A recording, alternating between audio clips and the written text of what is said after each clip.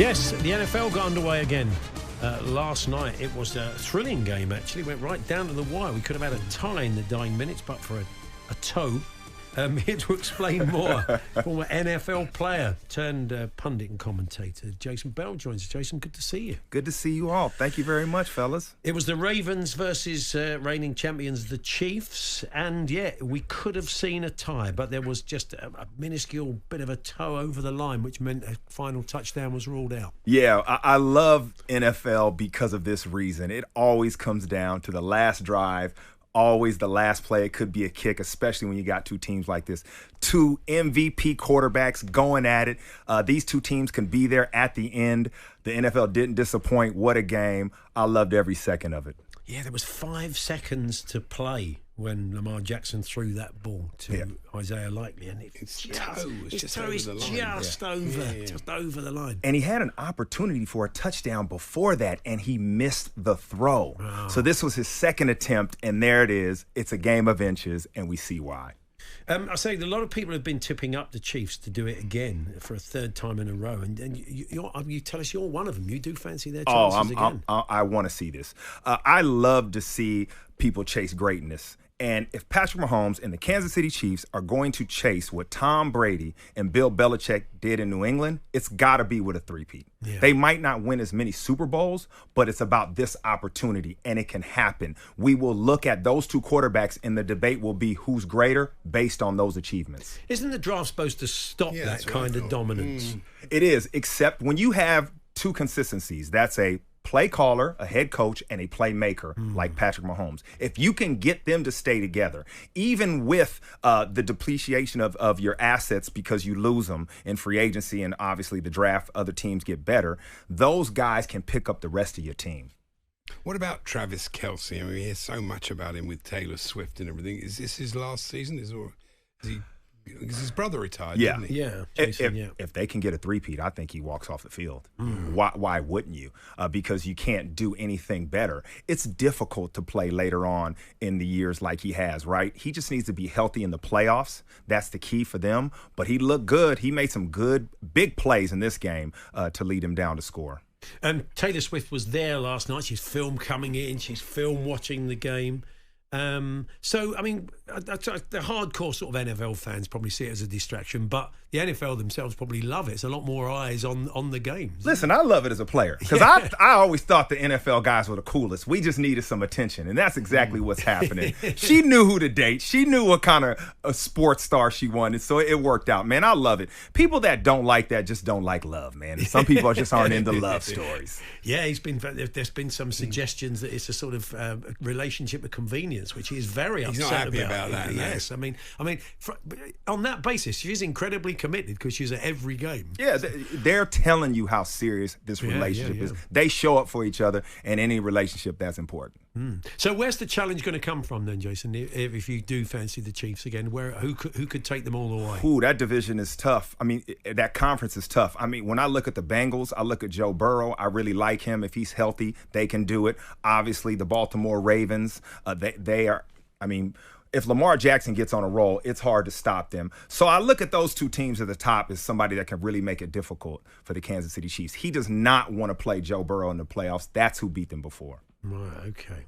They're the Jets. I was just thinking when they were playing. It's a funny thing with the New York teams. They just don't do it. I mean, it's a bit like the Knicks, really, in a way. It's a bit like, you think such a big town, big sports town, but it's a long time since those teams have been really challenging. Yeah, as a former Giant, I understand. It's difficult in that city, right? You have a lot of focus on you, especially at the quarterback position. But if Aaron Rodgers looks good and he's healthy, they can push for a deep playoff run and possibly a Super Bowl appearance because he has a great defense. And when you have a quarterback like that with a great defense, that is what you need, especially in the later rounds. It's all about his health. Let's see how he looks when he starts this season.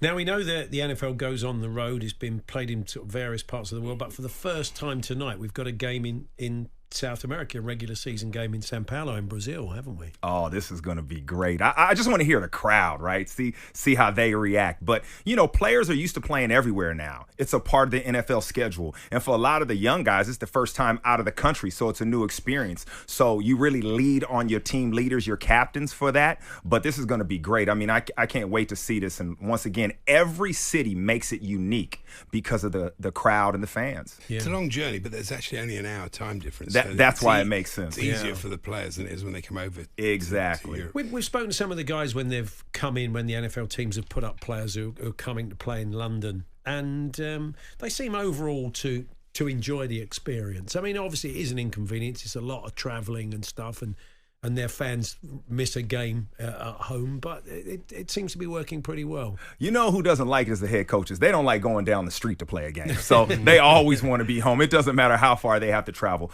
But for the players, they love it. The way the crowd responds, it's so different. And that's the experience that they get to have. And it's all about the players on the field, how we feel, how the fans are responding to us. We want to do in kind on the field and perform, and that's why this works so well. There's been an issue about this game in Sao Paulo. It's being played at Corinthians Stadium, and they're not big fans of green because that's the colours worn by Palmeiras. And they don't allow any green in the stadium. Really? Yeah, no one dares wear green because it can kick off. They sure picked the right teams, didn't they? So it's the Packers, but apparently they said the Eagles are the host team, so they're going to try and get the Corinthians fans on their side by wearing black helmets, white jerseys, and black pants, the Corinthians colours. Makes sense. It's a good look for the Eagles. I like that uniform, so it'll be cool. You got to recognize where you are, and you have to represent accordingly. And what other games this weekend have kind of caught your eye, Jason? What are the interesting ones? Well, I like to see new faces and new places. And we have the Atlanta Falcons and the Pittsburgh Steelers both have new quarterbacks. You got Kirk Cousins, and you're not sure who's going to start right now for the Steelers because Russell Wilson has a calf injury. But I want to see these new quarterbacks play. I'm very interested in that. And then I want to see the Dallas Cowboys versus the Cleveland Browns. Everybody wants to see what happens. There's contract issues with their quarterback, Dak Prescott. They just paid their receiver, CeeDee Lamb. So I like to see them get on the field and prove up they're worth all that money. And we beefed up our coverage here on talkSPORT. We gave you full match commentary last night, and we're going to be having regular commentaries throughout the season. That's good. We'll keep you updated on those, and we've got plenty of content on YouTube as well. Any exciting rookies to look out for? Because it's quite hard for rookies to make an impression in the first season. Man, the first pick of the first round, Caleb Williams from the Bears. I mean, he's a highlight waiting to happen.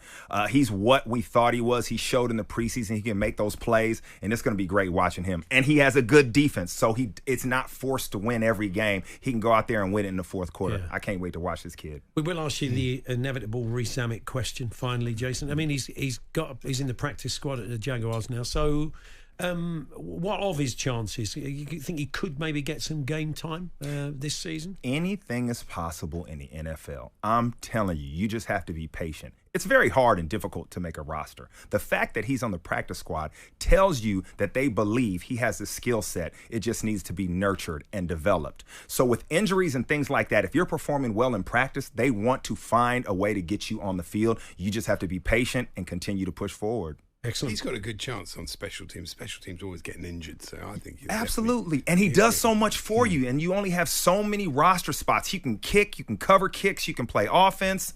It's an opportunity. Yeah, good stuff. Well, Jason, we're going to catch up with you during the season. But for now, thanks for coming in and enjoy the games this weekend. I appreciate it, fellas.